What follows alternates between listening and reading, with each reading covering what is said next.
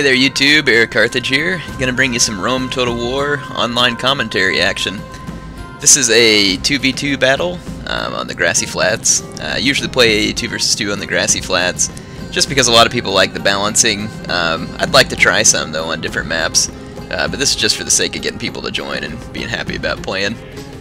Let's see, so I have 4 units of Sacred Band Cavalry.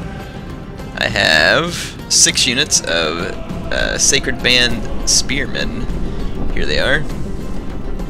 Now the video should turn out just fine, but I'm getting crappy frame rates while I'm recording this because it's a 2v2 and I always get crappy frame rates thanks to Rome Total War not being very compatible with my new age multi-core processor. So that's my army. Let's go check out the action we're missing. My opponent, my teammate is off facing against my my Seleucid opponent. My teammate is Hell, Captain Marcus, and he is facing off against Kurevik, who's playing as Seleucids, and Captain Marcus, I think, expected the chariots and everything to cause a rout amongst these cataphracts, but it turned into a bit of a fail. He had a laugh about it during the battle. Just didn't quite turn out the way he'd thought. And what's funny is that I had actually played one 2v2 before this that I had also won. Of course, in the 1v1, I was against Kurevik, and he had also beaten me with his cataphracts. So, Kurevik has good luck with the cataphracts. So, we had a bit of a problem there, and so that's going to leave Captain Marcus in a little bit of trouble, but he's still got a lot of army left. And my army very much outclasses the army of my direct opponent here, and playing as Thrace is Sahaj. And he's got 2 units of archers. He came very light on archers, and he brought extra infantry to support the rear of his phalanx. He's definitely wanting to avoid any casualties from a rear cavalry charge is basically his idea there. So his strategy is going to be to rush in.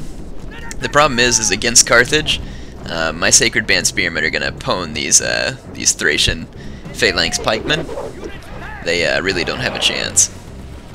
I think you all have seen me pwn Thracian phalanx pikemen with Carthage before, but if not, you're definitely going to see it. And plus, he's taking all the archer fire from my teammate, which is right here, and he's taking my slinger fire as well. I ran my slings back to make sure that they didn't get killed in this fight, just in case that I needed them later. So let's watch the phalanx engagement begin. I have some Iberian infantry, and right here I'm rushing them out to the flanks, and so that's going to further put my Thracian opponent at a disadvantage. So he's got sword infantry in his midst and spear troops. Here's some more of my Iberian infantry. I'm going to charge them into these Silver Shield Legionnaires. This is where my Iberians are going to act like they're tougher than they really are.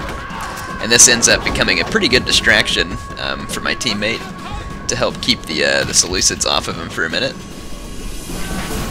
My Iberians have actually killed 5 of these guys, so I'm impressed. I guess now 7 or 8 of them. Of course, my Iberians are probably down to like half strength. Nope, they've lost 30 men. But hey, they're doing their job, and their job was to do flanking and just basically to help out my phalanx line. So there you can see that all the phalanx pikemen have routed, just as I said they would. But that's good that they're routing because my teammate is outmatched by these Silver Shield Legionnaires.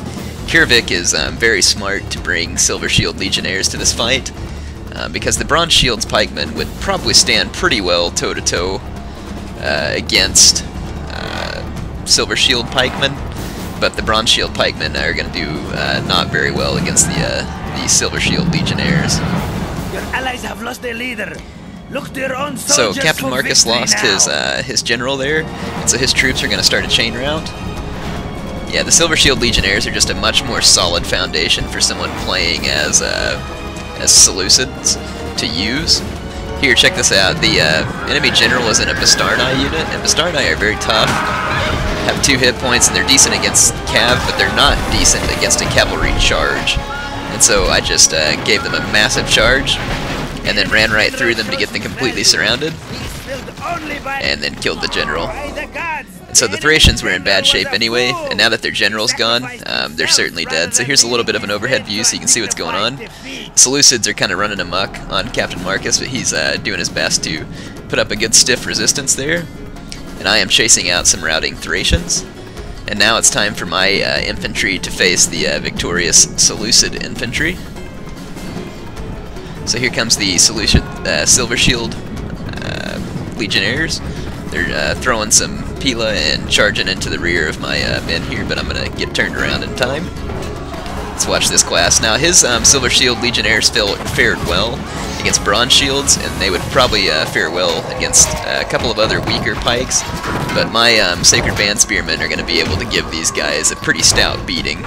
Sacred Band Spearmen are significantly stronger than Bronze Shields, so he's not going to have near as much luck. Not to mention I have all my cavalry left, and watch the huge grinding match that I'm about to start here. So I charge into the rear of his Legionnaires and start causing a rout, but not wanting to give up, Kurvik charges in all his remaining cataphracts, and he's got even more on the way right here. So this is going to turn into a real ugly fight, and if I'm not careful, I'm going to get my cavalry routed. So I'm going to let my cavalry stay and fight for a second and get more of these Legionnaires routed. You can see that happening. And now I'm going to run out all of my cavalry, and then that's going to leave Kurvik's cataphracts. Yep, sorry, I forgot the word for a second. He's going to leave his cataphracts to just get caught here on my spears. And so that was kind of a trick. It was a tempting target for his cataphracts, but now they're going to pay the price for making that charge. Of course, had they not made the charge, all their infantry would have died anyway. Alright, and that was the last significant threat on the field. And so once we've routed most of those cataphracts, our enemies do not have enough troops left to win the fight. And so I'm just going to start chasing down his routing units here. There we go. Re-engaging these cataphracts, and since they are very depleted, they're not going to be able to stand their ground, and I'm not worried about losing my cavalry at this point. So there they go. But there's a whole bunch of Thracian units on the field still, too, that are just barely alive. So we can rout those, but I think the, yeah, Sahaj, the Thracian player, just admitted defeat. And there's just a couple of Seleucid troops left. Here's some Silver Shield Legionnaires. There comes some routing Greek cavalry that hit my spears there. That's pretty funny.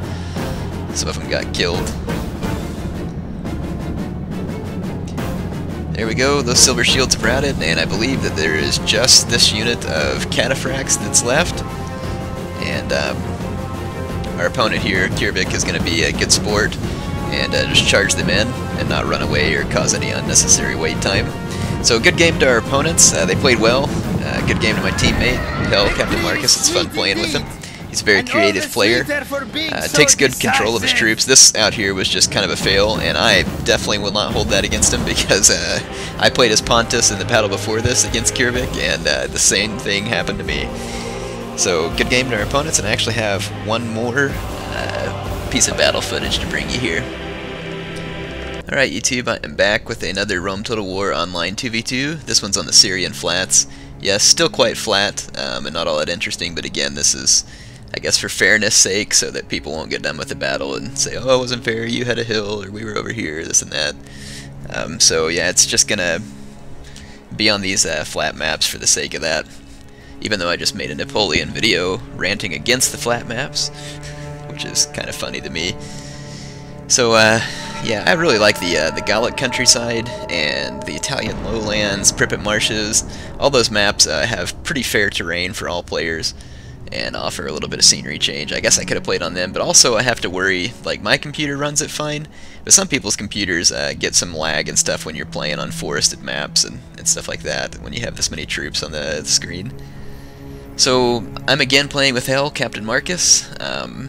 I'm playing as the Romans this time. I have 5 units, yeah, 5 units of Roman archers. I have 4 units of, 5 units of legionary cohorts, a Praetorian cohort where my general's at, and I have 4 units of legionary cav. And my teammate, Captain Marcus, has a ton of archers. He has 6 regular archer warbands, 2 chosen archer warbands, then he has 6 units of headhunting maidens. Yes. Yeah, 6 units of headhunting maidens, and it looks like 1 unit of Scythian nobles. And the headhunting maidens have an axe, and it gives them armor-piercing capabilities, so they are a very good unit to use against cataphracts, which is kind of weird because they're just light cavalry, but these light cavalry will absolutely shred cataphracts. So who would have known that a woman in an armored tank top with a hatchet would have been an effective way to take down a gigantic armored horse. But there you go, there's our armies. I wanted to show you that before the battle starts, because once the battle starts, it gets hectic real fast. So, Captain Marcus and I had a plan. Our plan was initially for me to face Carthage, and he was going to destroy Parthia, since he had planned his army for that. But then that we saw these two armies were separated, we both decided to run forward very quickly. Let's go take a look at our opponent's armies. So here's the army of Parthia. Up front, he's got 6 archers. Very smart for him to bring a lot of archers. He's also brought 6 slingers, which is actually kind of against CWB, but he's definitely going to want all of those skirmish units to fight against Scythia. And then he's brought 6 units of cataphracts as well, which, if you're Parthia and you don't bring cataphracts, you're crazy. So let's see what Carthage has brought. They have 4 units of Balearic slingers. Definitely a good long range, but since he knew that he was playing against Scythia and Rome, he should have probably brought more skirmishers. So I would have brought more cheap slingers. He's got, looks like 5 units of Sacred Band there. Yes, 5 units Sacred Band infantry, and then he's got 4 units of Sacred Band cav, and 2 units of Round Shield cavalry. This is actually an army I think I've used before, so I'm quite familiar with that army. Anyway, we saw Parthia at a huge disadvantage here, separated. So Captain Marcus charges in his headhunting maidens, eager to get into a fight with these cataphracts, and check it out here, the cataphracts don't even get their charge because they were standing still. So he negated their charge, which is a big part of beating cataphracts as well. And I started to move my cavalry in, and at this exact moment, I was having some trouble clicking the command order for some reason, so you're going to see my cavalry lagging in the background. I'm not trying to betray my teammate, but you can see that his headhunting maidens just absolutely destroyed the cataphracts. And it's because the axe is armor piercing, so whenever the statistics come into play, it's like the cataphracts don't have any armor. And it's the same thing with the cataphracts and their mace. It's just that the headhunting maidens are so much cheaper than cataphracts that it makes them a much more viable option. So it's definitely one of Scythia's strengths. And here, now you can see that, that Parthia's army is just going to get absolutely roasted. So this battle has just gone from bad to worse very fast for the Carthaginian player, who is Warlord 300. The Parthian player is High Priest. And I was actually playing with my name here. I don't always sign on with the Heir of Carthage name, because sometimes I just like to have a good random fight. But tonight I was signing on and just seeing if there's anybody on there who wanted to play, and maybe sometimes I'll start doing that on Saturdays then for all the people wanting to play me. I just signed on and hosted some 2v2 matches. But of course everybody's welcome to join, whether or not they know me. So, in any case, you can see us starting up the fight with the Carthaginian player. The Carthaginian player is screwed. There's really nothing he can do to win this fight. But, you know, he stands his ground and he fights very honorably. So I have to congratulate him on that, playing a good game and not quitting. So the Parthian player, what he did wrong was he should have stuck with the Carthaginian player, much how my Scythian teammate stuck with me as the Roman. If the Scythians combined with the Roman solid infantry line, makes for a very powerful 2v2 combination. And the Carthage and Parthia would have made a very powerful combination as well. And so they should have stuck together better. So here's Captain Marcus chasing off some of these Balearic slingers. Not really necessary, but why not? Because there's nothing to stop him. And I'm going to go ahead and start a cavalry engagement with the Carthaginian cav, which is more than a match for me alone, but my Legionary cav is pretty darn tough, and Legionary cav is better in a melee fight than Sacred Band. So I'm going to go ahead and get this fight started, and I'm sure that Captain Marcus will reinforce me before it's over. That's why I started this, even though I was at a bit of a numerical disadvantage here. Like I said, you can see my men are easily holding their ground for the time being, and that's all they needed was to buy a little time. And now that these headhunting maidens are here, this fight is over. Our ally has been slain. Now we will see yeah, if these men can hold in the face of Captain this Marcus calamity. lost his general there.